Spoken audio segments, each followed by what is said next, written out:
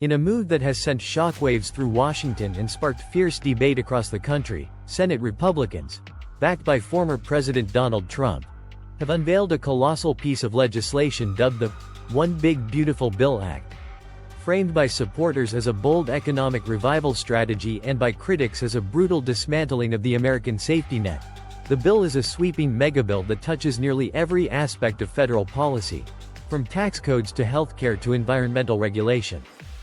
At its heart, it offers tax breaks that are being touted as working-class wins, most notably a provision to eliminate federal income taxes on tips and overtime pay. This measure, designed to benefit millions of service workers and hourly laborers, aims to boost take-home pay in sectors that have long struggled with wage stagnation. However, it comes with income caps, phasing out at $150,000 for individuals and $300,000 for couples, raising concerns about fairness and implementation. The bill also extends and cements the controversial 2017 Trump-era tax cuts, slashing corporate taxes and permanently lowering rates for high-income earners.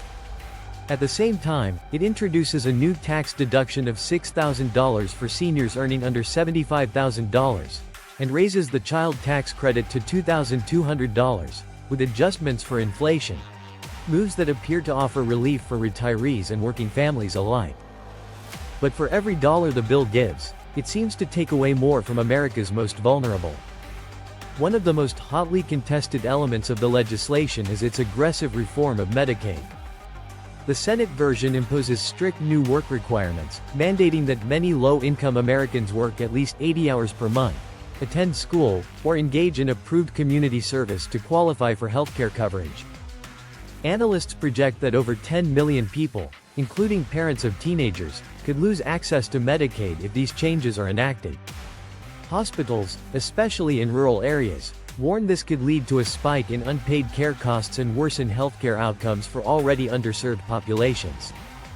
The bill also rolls back provider taxes and trims federal contributions to state Medicaid programs, compounding the pressure. Critics argue that these cuts are not only cruel but unnecessary, as they're largely designed to offset the trillions in revenue lost through tax breaks for corporations and the wealthy. On the fiscal front, the Congressional Budget Office estimates that the bill would add more than $3.3 trillion to the national deficit over the next decade. Supporters claim the bill will stimulate economic growth, increase productivity, and boost employment, eventually paying for itself. However, economists across the spectrum remain skeptical. The bill also proposes a staggering $150 billion increase in defense spending and another $150 billion for immigration enforcement and border infrastructure, reflecting Trump's America First priorities.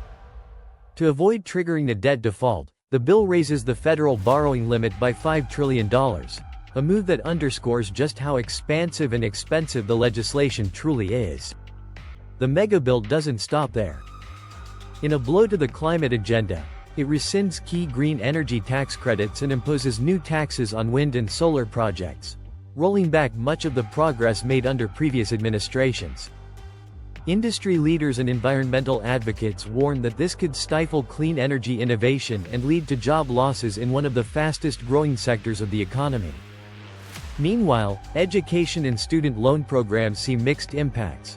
Some benefits are expanded, while others are reduced or eliminated, depending on income levels and field of study. Politically, the bill has created a rift even within the Republican Party.